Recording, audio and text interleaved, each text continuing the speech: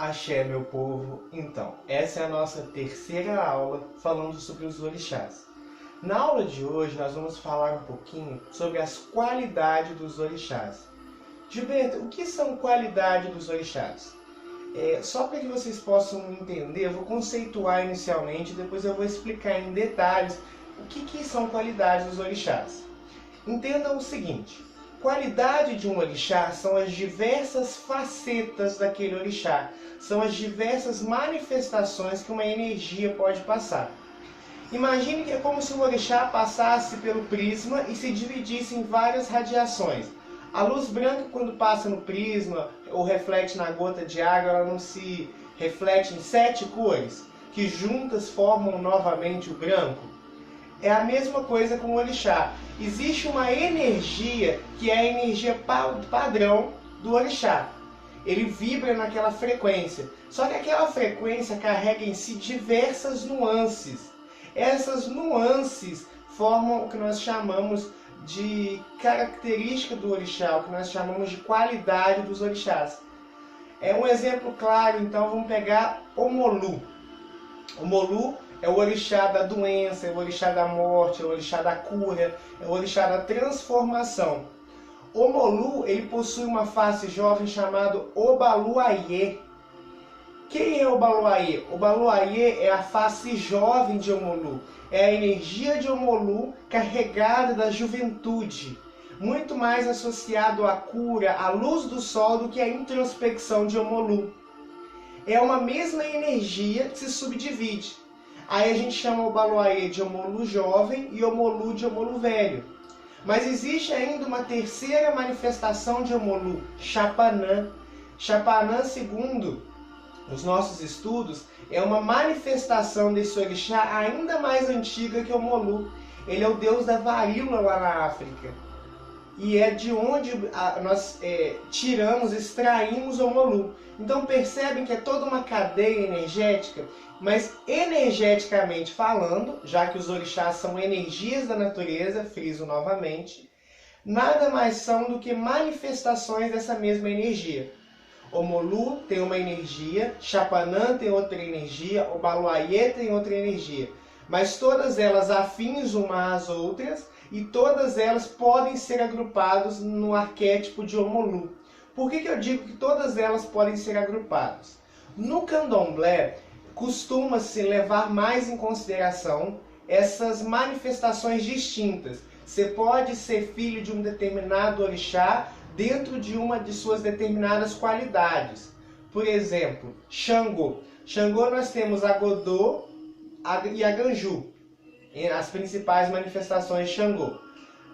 Cada uma dessas manifestações forma um Xangô, mas na Umbanda não se atenta a essa condição. Por mais que a energia tictifatória seja de Xangô a Ganju, como é o meu caso, na Umbanda eu sou simplesmente filho de Xangô. Entendem? Na Umbanda nós não damos tanta ênfase assim às manifestações distintas dos orixás, exceto em 2 casos, o de Omolu, que eu falei, que é o Obaluayê, que também é cultuado dentro da Umbanda, e Oxalá, que eu vou falar daqui a pouquinho. Mas normalmente, de modo geral, não. Nós concentramos dentro da linha mestre, vamos dizer assim, uma energia. Então a pessoa que é filho de Omolu, automaticamente ela também é filha de Obaluayê. Vocês conseguem compreender? Eu sei que é um pouco complexo de explicar isso, mas eu quero que vocês entendam a nível energético, que os orixás são energias. Falar de orixá é falar de energia. Então vocês precisam ter bem isso em mente. O que são, então, qualidades de um orixá? São as diversas manifestações daquele orixá. Vou pegar os números como exemplo para que vocês possam me entender. Suponhamos que cada número natural seja um orixá. Suponhamos que exista o Oxalá seja o número 1 e Exu seja o número 2. Eu peguei aleatoriamente falando, tá, pessoal? 1 Oxalá, 2 Exu. Vocês percebem que entre o 1 e o 2 existe uma miríade de números, 1,1, que é muito próximo de 1, mas já tem uma unidade acrescida. 1,2 que continua próximo de 1, mas já tem 2 unidades acrescidas e que, portanto, também é diferente de 1,1. E existe 1,9999 que está bem distante do 1, quase 2, ainda pertence à unidade 1, mas está muito distante do primeiro. É isso que eu quero que vocês compreendam. As manifestações de um orixá seriam essas divisórias. Entre o 1 e o 2, parece ter uma unidade só. Só que existem milhões, infinitas partículas. A somática dessas partículas representa um raio. Imagine outro exemplo para que vocês possam compreender bem, seriam as estações de rádio. Existe o 97, existe o 97,1, 97,2, 9,3 e cada frequência é diferente, está no mesmo raio, né? Numa mesma frequência, só que com graus que distinguem uma das outras. Isso é qualidade do orixá, é as manifestações diversas. Isso vai se expressar também na natureza. Vamos pegar então Xangô como exemplo. Xangô é o orixá da justiça. Xangô tem como ponto de força a pedreira. Xangô está no raio. Xangô está nos vulcões. Xangô está na ira. Beleza. Percebem que cada uma das manifestações que eu falei são diferentes? Raio, trovão, né, tempestade. Ela é uma energia forte, ativa. Mas ela é diferente da energia de um vulcão em erupção, não é? Energia que eu estou falando, pessoal. O vulcão em erupção também tem essa manifestação violenta. Porém, é diferente. É dessas diferenças que surgem as nuances do orixá. Tá bom, galera? Então, qualidade dos orixás é isso. São manifestações distintas. Na Umbanda nós não temos tanta ênfase nisso, mas eu acho interessante, já que nós estamos estudando os orixás, que vocês compreendam essa condição natural do estudo dos orixás. Qualidades do orixá, então, são facetas daquele orixá, são manifestações distintas dele. Porém, na Umbanda, nós temos dois orixás, como eu falei com você, que acabou tendo uma ênfase maior nas suas qualidades, que foi o Molu com o Baluayê. O Baluayê é cultuado em muitas casas de Umbanda. E Oxalá com Oxanguian e Oxalufã. Gilberto, que nomes complexos. Não tem necessidade de decorar não, mas eu vou colocar na apostila para vocês, tá bom? Oxanguian seria a face jovem de Oxalá.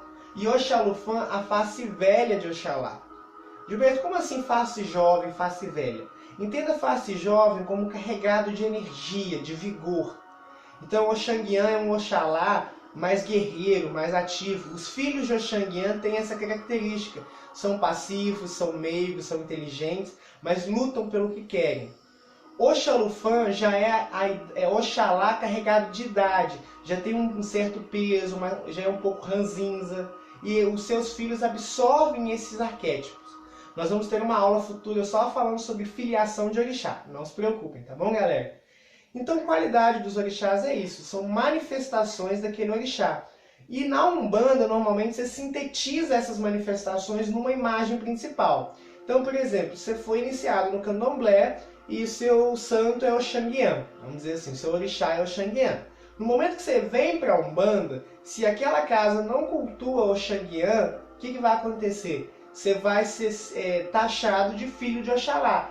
Todo o procedimento ritualístico com você vai ser relacionado com Oxalá.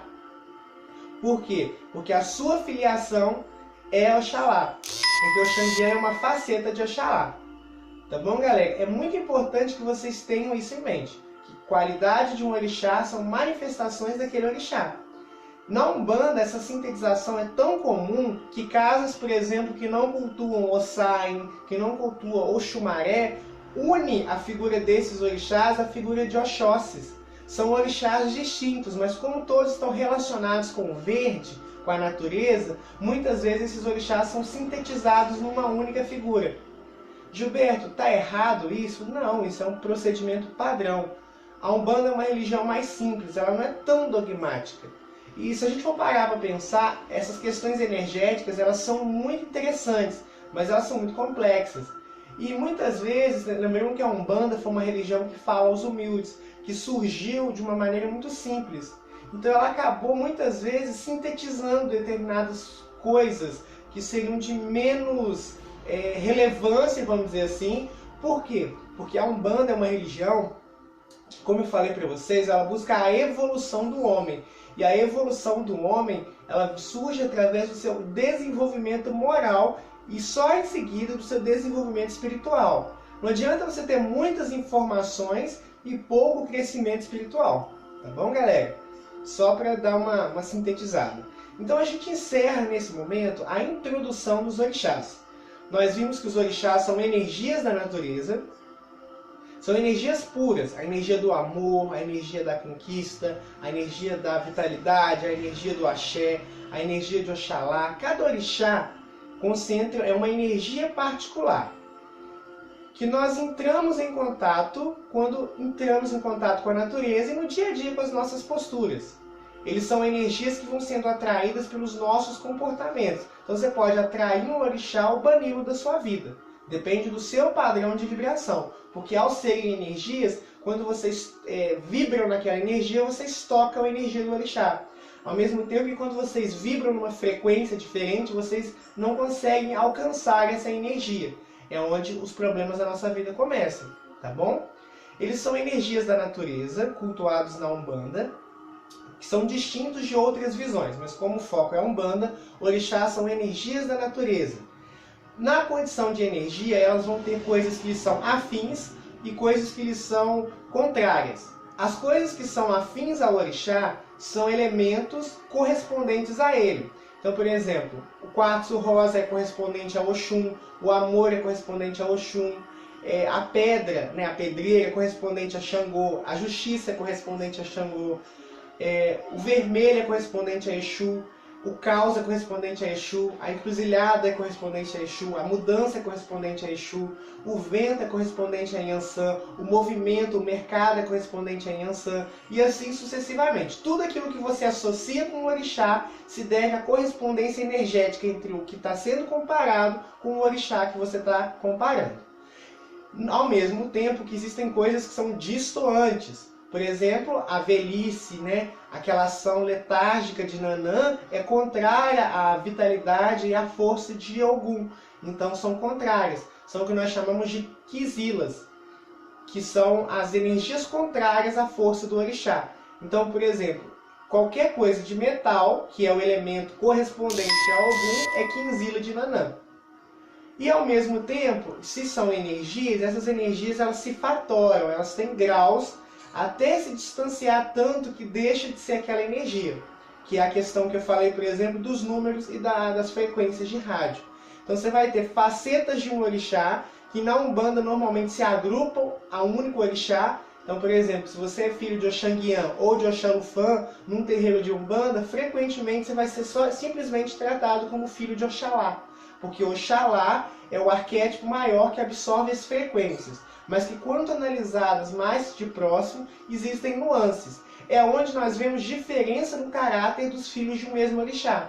Você vai num terreiro, tem 2 filhos de Oxalá, mas cada um com comportamentos diferentes. Percebam que além da educação, dos espíritos serem diferentes, a própria frequência do orixá é diferente.